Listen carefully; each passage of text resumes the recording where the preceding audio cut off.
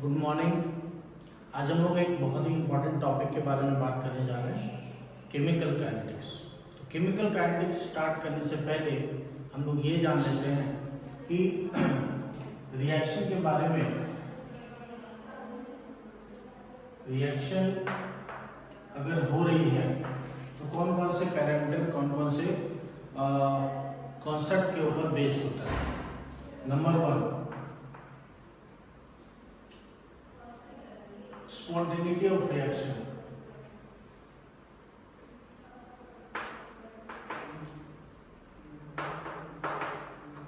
कोई रिएक्शन होगा या नहीं होगा, ये हम लोग थर्मोडायनामिक्स चैप्टर से पढ़ते हैं।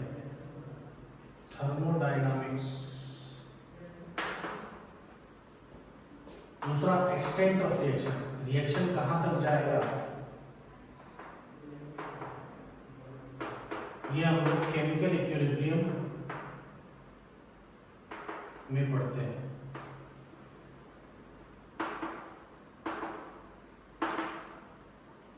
और तीसरा है velocity of reaction. Velocity of reaction, ये अपना करंट टॉपिक है। ये हम लोग पढ़ते हैं केमिकल काइनेटिक्स में। वेलोसिटी ऑफ रिएक्शन और rate of reaction. Rate of reaction को हम लोग केमिकल काइनेटिक्स चैप्टर में पढ़ते हैं।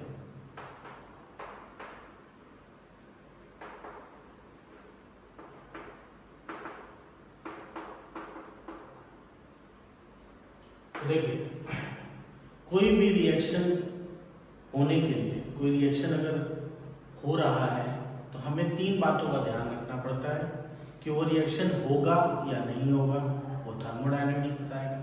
दूसरा, वो रिएक्शन कितना दूर तक जाएगा, कितना प्रोडक्ट हमें मिल सकता है, ये हमें बताता है केमिकल इक्विलिब्रियम।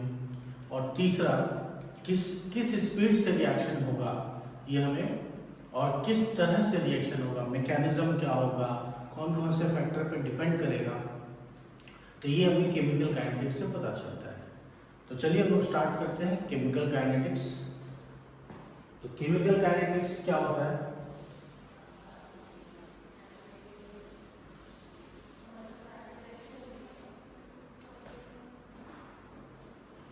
केमिकल काइनेटिक्स के अंदर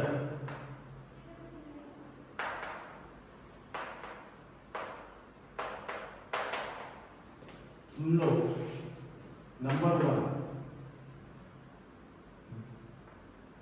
the branch of science या chemistry which deals with study of rate of reaction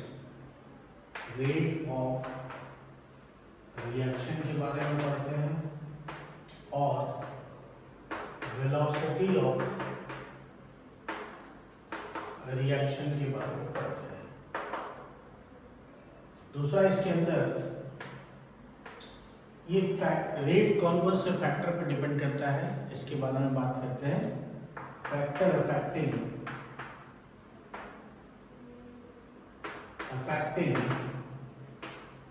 rate of reaction. और तीसरा है mechanism of reaction. Mechanism of reaction. तो चलिए वन बाय वन हम लोग बात करते हैं। सबसे पहले केमिकल रिएक्शन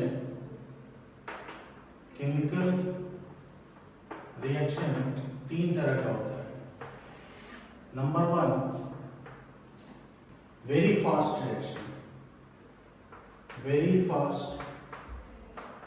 रिएक्शन। दूसरा, वेरी स्लो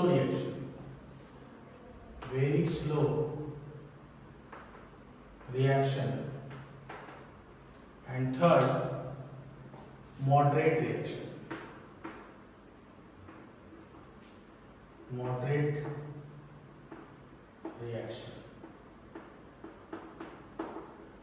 देखो, वेरी फास्ट रिएक्शन कौन कौन सा रिएक्शन है? Number 1, acid based reaction. Neutralisation reactions are very fast reaction. Precipitation reactions are very fast reaction. जैसे मान लो HCl का रिएक्शन NaOH के साथ कराएंगे तो फ्रैक्शन ऑफ सेकेंड, बहुत कम टाइम में न्यूट्रलाइजेशन हो जाएगा NaCl प्लस वाटर। जैसे मान लो दूसरा एक एग्जांपल और ले सकते हैं। एक मिनट उधर ऐसे एरो बना के इधर कीजिए, बोलिए बाद में पहले बोलिए नोट कर लो काय पे डाल है। हाँ यहाँ से एरो बना के इधर बनाइए। हाँ तो उतना में होगा नहीं ना। दूसरा एग्जांपल लिख सकते हैं प्रेसिपिटेशन रिएक्शन, सिल्वर नाइट्रेट तो अगर हम NaCl के साथ रिएक्ट कराएं तो ये बनाता है AgCl precipitate solid plus NaNO3। तो इसमें भी बहुत कम टाइम लगता है, इसका रेट ऑफ रिएक्शन हम नहीं निकाल सकते। वेरी स्लो रिएक्शन, जैसे वेरी स्लो रिएक्शन में आता है रस्टिंग ऑफ आयरन। दूसरा इसका एग्जांपल हम लिख सकते हैं,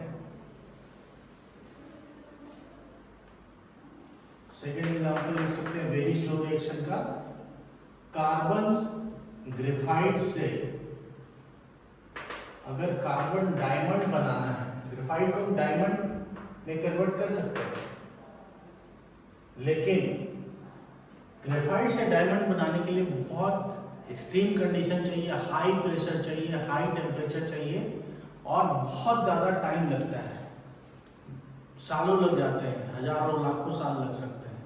तो ये बहुत स्लो रिएक्शन है, तो इसके लिए रेट निकालना पॉसिबल नहीं। तीसरा है रेडियो एक्टिविटी। रेडियो एक्टिविटी भी सालों साल चलता है, हजारों साल, लाखों साल, इनफाइनाइट टाइम लगता है किसी भी रेडियो एक्टिव रिएक्शन को होने में। तो ये इनके हम रेट ऑफ रिएक्शन नहीं निकाल सकते हैं। अब आता है मॉडरेट रिएक्शन। तो मॉडरेट रिएक्शन जैसे मॉलिक्यूलर रिएक्शन,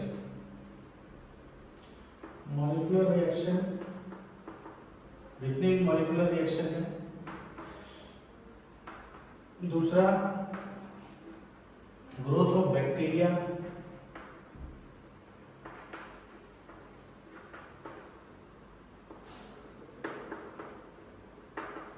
ये सब हम लोग मॉडरेट रिएक्शन में पढ़ सकते हैं। जैसे इसका एग्जांपल लिख लेते हैं मॉडरेट रिएक्शन का, NH3 का decomposition, 2NH3 gas gives N2 gas plus 3H2 gas. N2O4 का डिकम्पोजिशन कराते हैं, क्या हो जाएगा, 2NO2 में कन्वर्ट हो जाएगा, H2 प्लस I2 gives।